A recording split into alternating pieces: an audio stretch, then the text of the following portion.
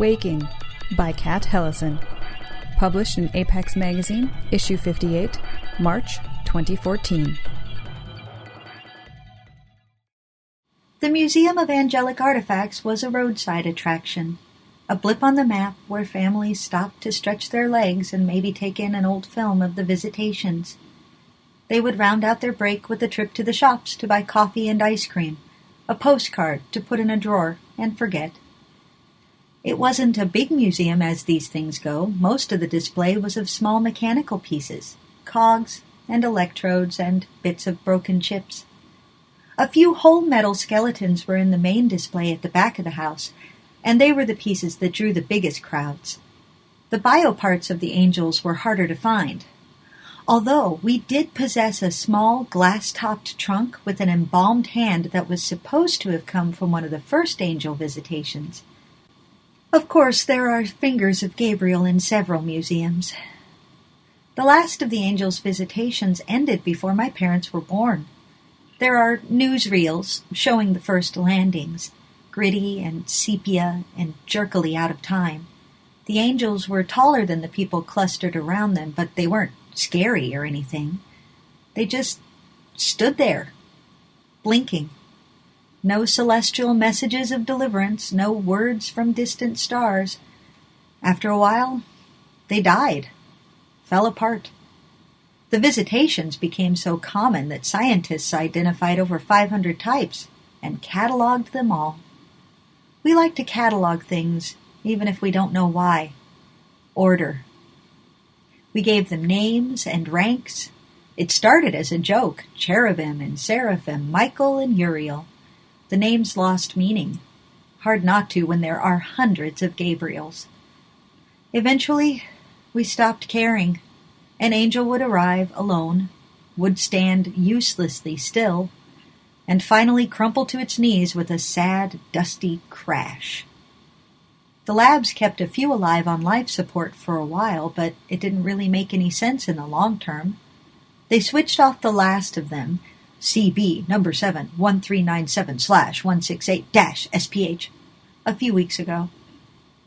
It was about 3 months before my 17th birthday, and I wouldn't even have known about the angel if it hadn't been the kind of thing my parents keep track of for the museum. They printed out the little article and put it up on the notice board to be ignored, along with everything else.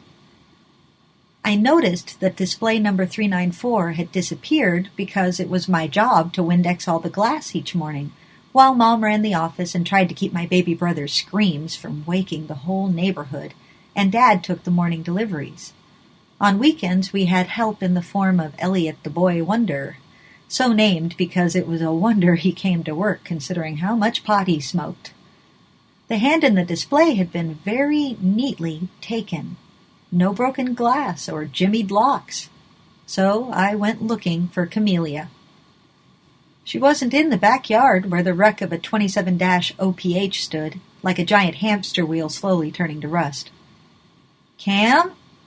The back fence, half hidden behind a scraggly hedgerow of blackjacks and rosemary, had a torn section that Cam could fit through.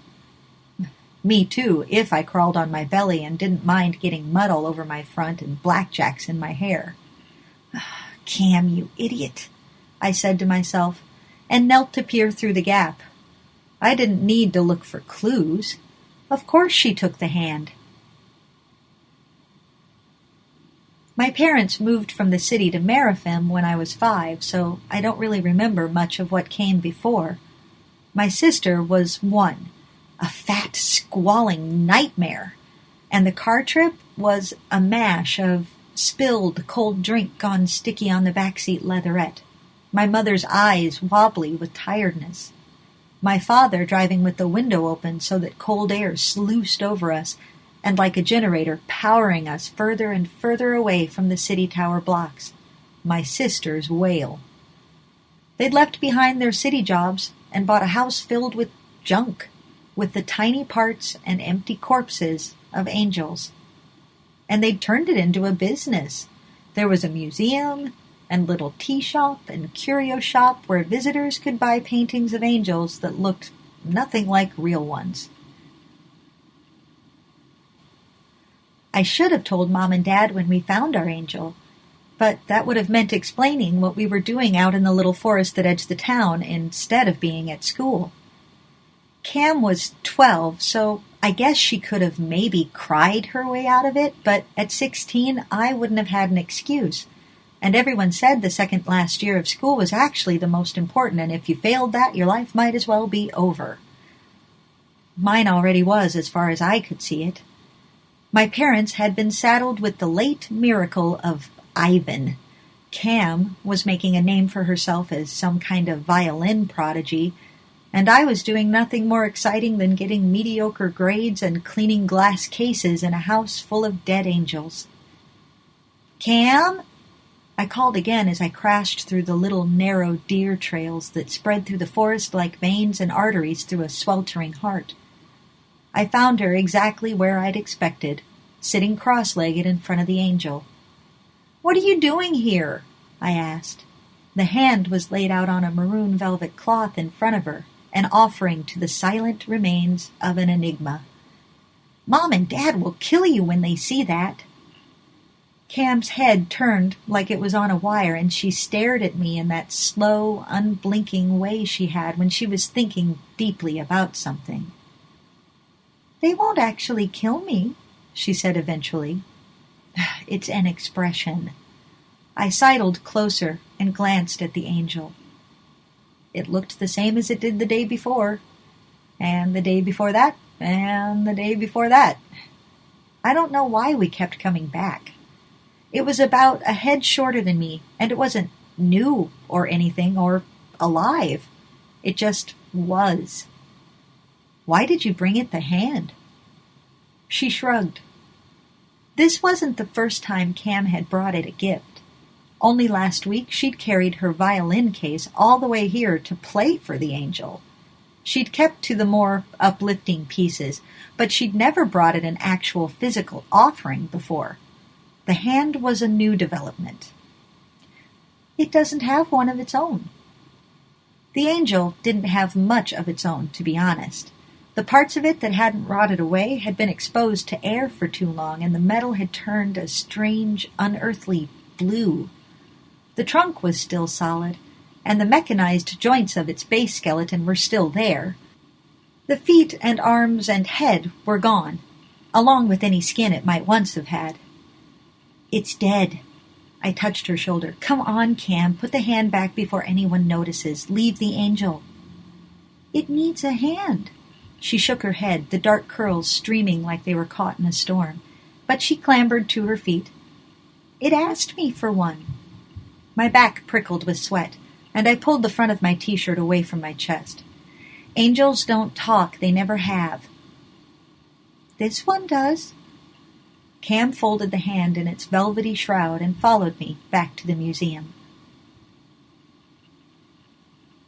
Weekends, we were supposed to help out at the museum, or, if we couldn't do that, at least help Mom with Ivan so she could have a break from his incessant screeching. "I hate him," Cam said, and glared at the demon lying in the pram, his fists and face scrunched up like paper full of angry words. "You don't hate him," I told her in a flat voice, and jiggled the pram a little harder as we walked together down the road. A few joggers and parents out with their kids gave me disapproving stares. Hate is a very strong word. I thought about all the things I was supposed to feel, and how I didn't really understand them. I didn't hate Ivan, but I didn't love him either. He was just an annoyance. I didn't have a passion for music like Cam did. I didn't even feel much about the knowledge that Elliot the Boy Wonder liked me, beyond thinking it weird. Ivan paused in his screaming, probably to psych himself up for another round. "You don't know what I feel," Cam said. "And I am a very strong person, and strong people have space only for the strongest emotions, like hate." "Or love," I countered, before glancing over at her. "Anyway, you were just as bad." My blurry memories of my childhood always came back to me wrapped in cobwebs like forgotten presents.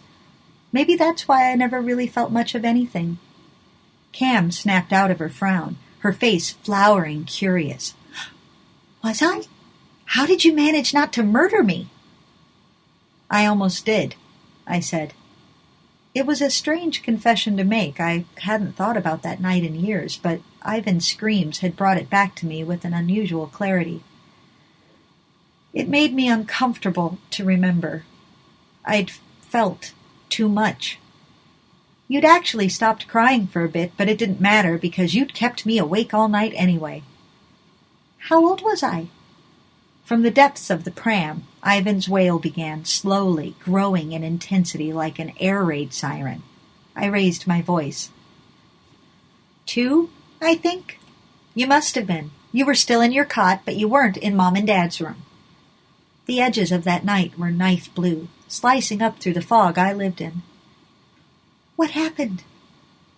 Instead of facing her, I bent over the handrail of the pram as if I were checking Ivan. I remember doing the same thing that night, standing on tiptoe in my teddy bear nightie, my legs needle cold, toes numb, the wooden rail of the cot digging into my stomach, Camellia sleeping. Not pudgy and content, that was never her way. She was thin and strange even then, and I thought, oh, it would take nothing now to make you stay quiet like this forever. I even took the yellow blanket that she'd kicked off and folded it over and over and pressed it down on her face. She would have died quietly. Maybe my parents wouldn't have had another child.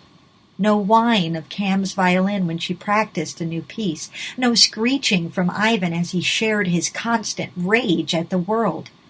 Passion was loud. It deafened everyone else in the world, pushed them under. Nothing, I said, and skated Ivan's pram faster down the sidewalk. Obviously. So if I could live through the horror of you, you can live through the horror of Ivan. Fair's fair. That week I went to the Angel on my own every day after school. Mom and Dad had signed Cam up for a slew of extra violin lessons, while she had a middle-aged gentleman watching her with bleary eyes to make sure she stood exactly so and played exactly such. I met with the Angel. The little glade it was in always seemed more peaceful than the rest of the town, even more peaceful than the surrounding forest. The sounds of the birds and rabbits became distant, as easily forgotten as the faraway drone of the highway. It was an oasis of quiet. I would take off my regulation socks and shoes, use my regulation school blazer to sit on, and work on my regulation studies. There was a sweet and simple rightness to it. No screaming, no tourists, no child genius little sister, no Elliot the boy wonder trying to stare at my tits between tours, no interruptions. I would get a lot more studying done in those 2 hours a day than I would manage the rest of the entire week. On Wednesday, I discovered that Cam and I were not the only ones who knew about the Angel. I stepped into the glade, already smiling at how calm the place was, and stopped.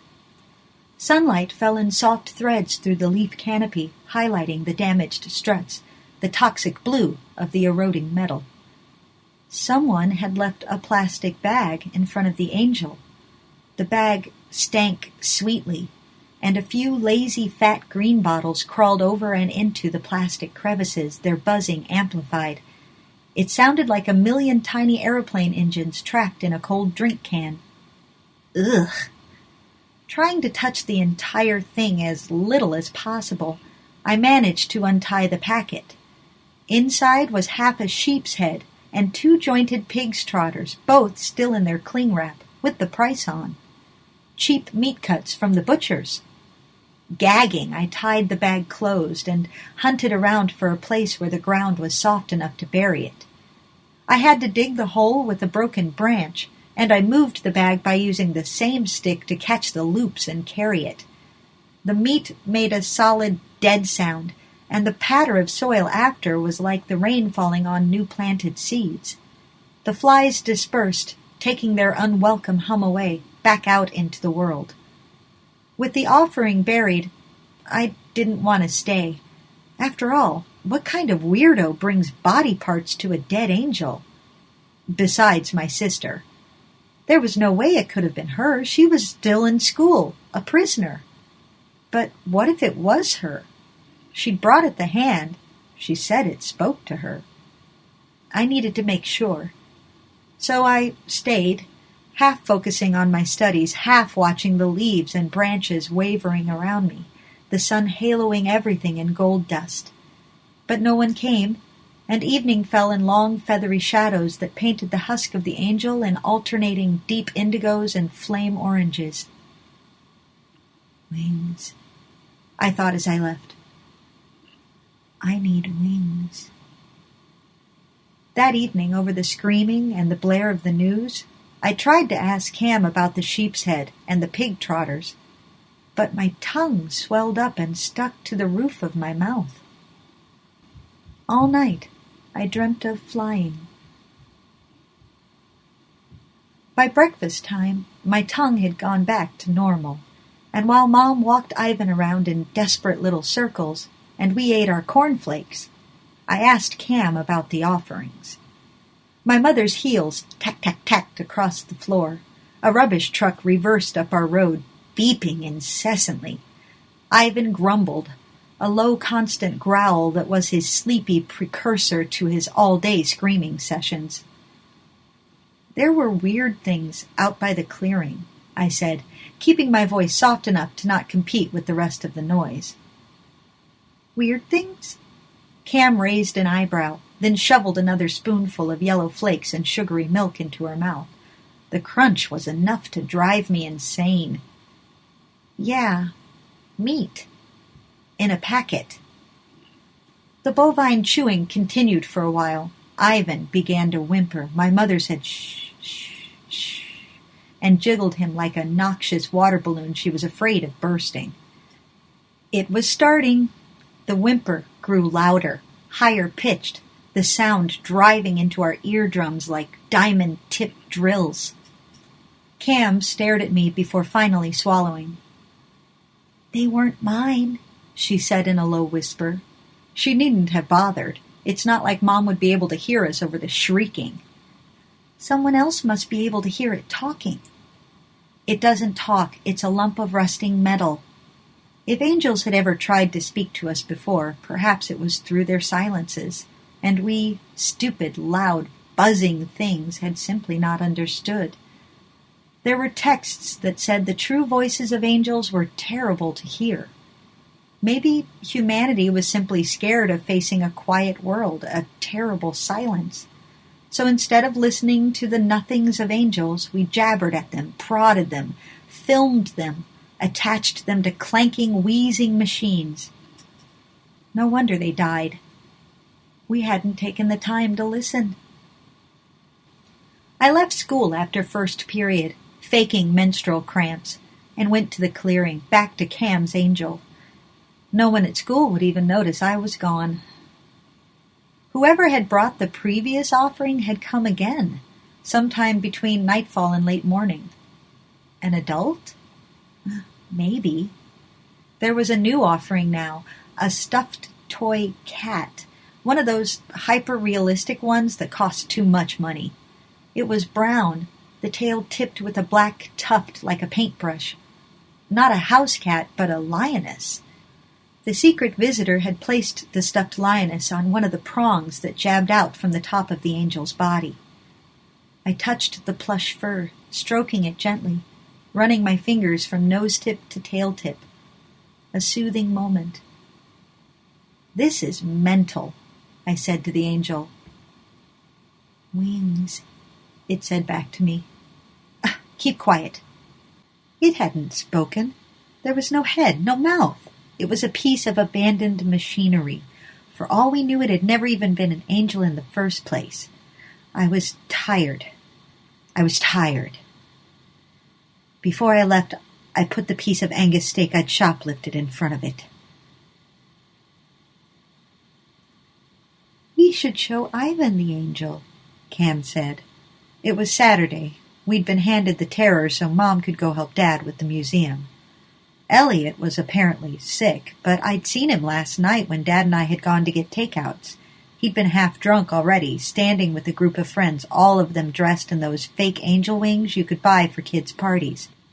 Elliot's eyes had been rimmed with black, his mouth painted. They'd raised their styrofoam cups when we drove past and cheered, and I'd tried to sink as low in my seat as possible while balancing 4 milkshakes on my lap. I still managed to get strawberry pink drips all down my leg. No. I was pretending Ivan was an aeroplane. It was one of the few activities that kept him quiet for any length of time.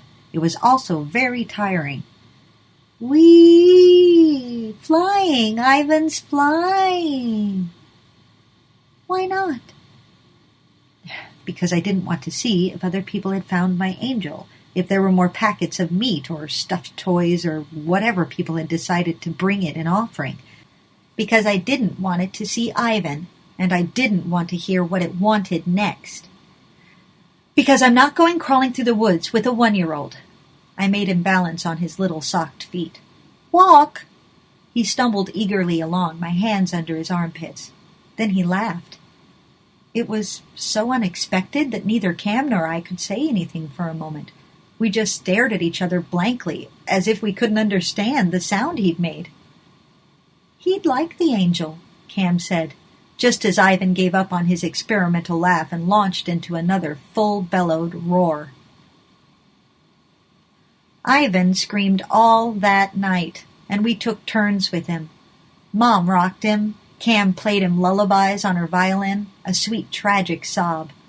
Dad drove him around the block a few times, and the momentary stillness was a balm laid across the entire house. We could all of us breathe easily until his return. When I held Ivan, his fat bottom cradled on my arm, his fists in my hair, his breathless, hiccuping mouth right by my ear, I remembered wanting to snuff Cam out, that long-ago moment where I'd almost silenced her forever. I never felt like that with Ivan. I wanted to give him a voice instead. If he could tell us what he wanted, if he could fly, maybe then he'd stop screaming.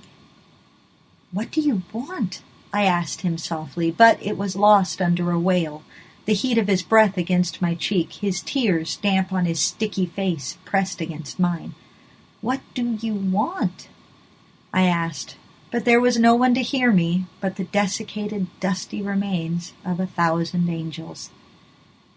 Ivan had another doctor's appointment on Monday. Maybe this one would find the switch, would work out what was wrong and give us a simple answer. Maybe Ivan felt too much where I felt too little. Perhaps there was a machine that could drain off the excess, feed his passion into me like a transfusion. That night, when Ivan finally cried himself to sleep, I dreamt of flying and laughing, and I woke to find myself in the clearing before the angel. It was painted by moonlight and shadow, in every shade of blue and silver. Tied together with strands of hair from Cam's violin bow were 3 sparrows. They were still alive, fluttering and churring in terror. The flaxen horsehair was knotted around a spur of metal, keeping the little russet sparrows captive. I stood barefoot in the dew-wet clearing, moon-anointed, and snapped the hairs strand by strand, while the sparrows beat at me with their little wings, pecked and clawed. One died. The other 2 flew off into the night, and I dreamed my way back home. A voice, said the voiceless angel. While Mom was at church and the rest of our family enjoyed our atheism by reading or sleeping, Ivan went missing. It might not have been a holy day, but it was the only day the Angel Museum was closed, so it was pretty sacred to the rest of us. I'd been studying, which actually meant I'd been lying on my bed with my textbook draped over my face. I woke only because the house was so eerily quiet that I heard the bells ringing. I was exhausted from another night full of Ivan's keening, strange dreams of swollen silence, beating wings, and the smell of wet earth. Alyssa, my dad's voice, sleep-addled and sick. He always sounded sick, thanks to Ivan. Ivan, who never stopped screaming, even though phalanxes of doctors had told my parents that there was nothing physically wrong with him. I sat up, the textbook falling to my lap with a heavy thump.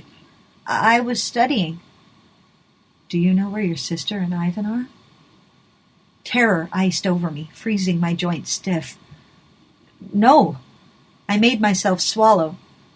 Stand. Set my biology textbook on my little study desk. Normal things. She must have taken him for a walk.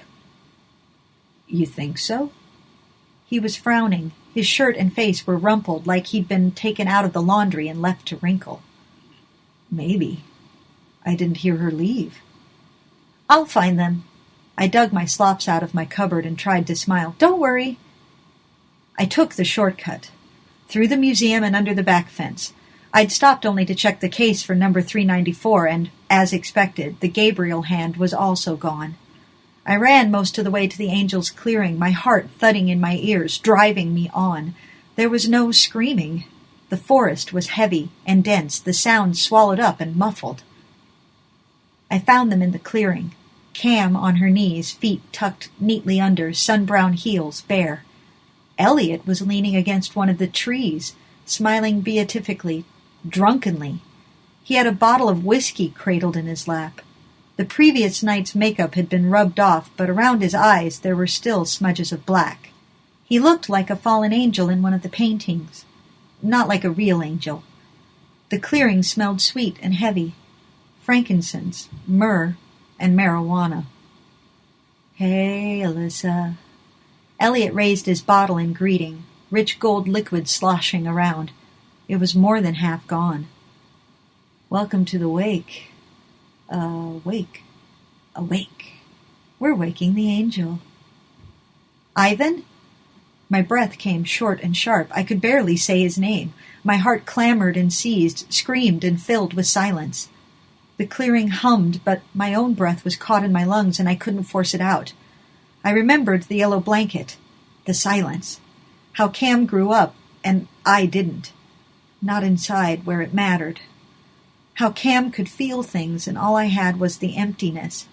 How Ivan could fill the world with himself and I drifted through the universe doing nothing but polishing glass and dreaming. Where is he? I asked, just before I spotted him, small and terribly silent. His legs were wedged inside the body of the angel.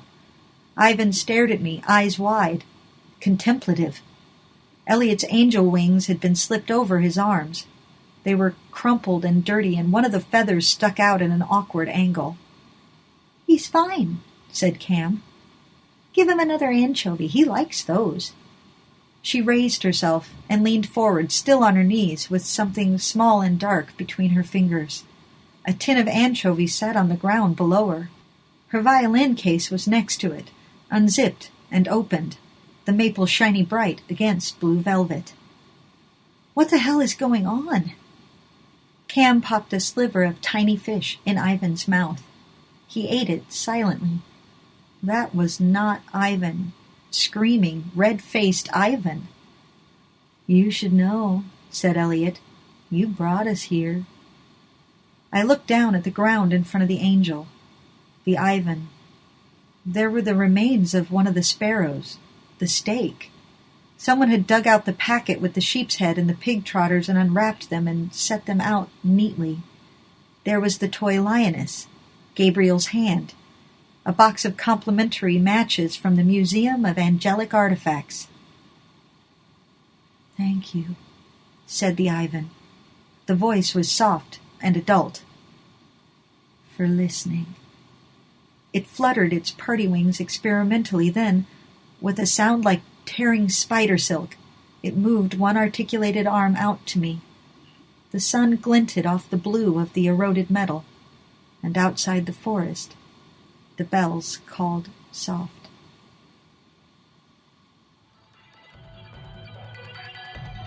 Kat Hellison lives in Cape Town, South Africa, and writes stories that smell of iodine and dead fish. She's the author of the fantasy novels When the Sea is Rising Red and House of Sand and Secrets. This Apex Magazine podcast was performed by Wendy Bowlesby and produced by Erica Ensign. Music used with kind permission of O Alchemy. Apex Magazine podcast, copyright Apex Publications.